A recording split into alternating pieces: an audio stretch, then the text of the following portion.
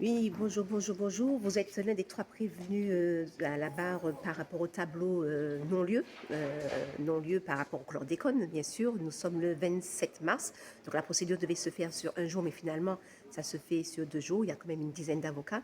Alors, je voulais savoir si vous pouvez, en fait, est-ce que vous pouvez vous présenter?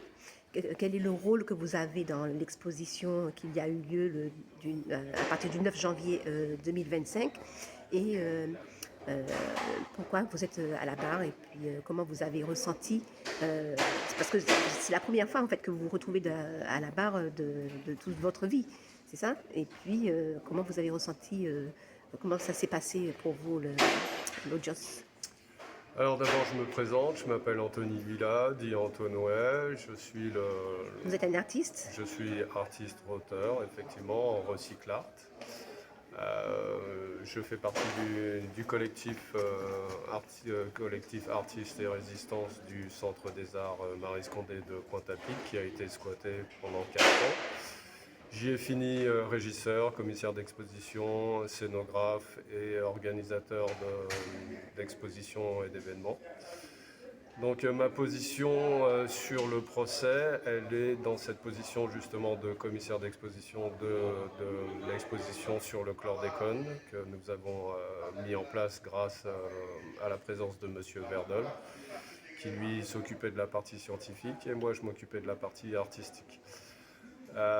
Donc là, on est sous le coup d'une plainte de Monsieur Macron sur une œuvre qui était exposée au Centre des Arts pour cette exposition, où effectivement on a une représentation d'une forme de décapitation du représentant de l'État français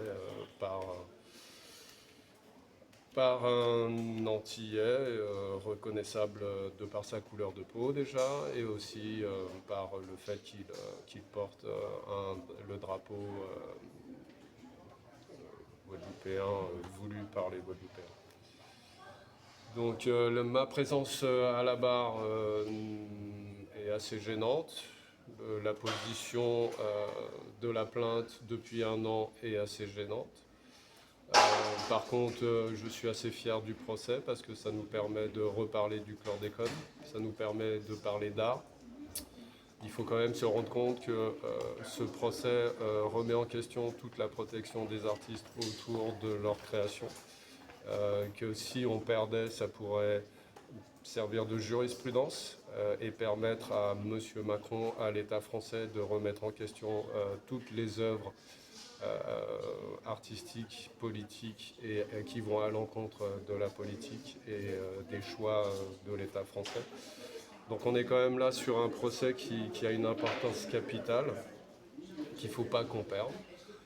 Il est clair que si nous perdons, mes avocats et moi, nous irons jusqu'à l'international pour faire casser la décision. Le procès recommence. Ok. Donc,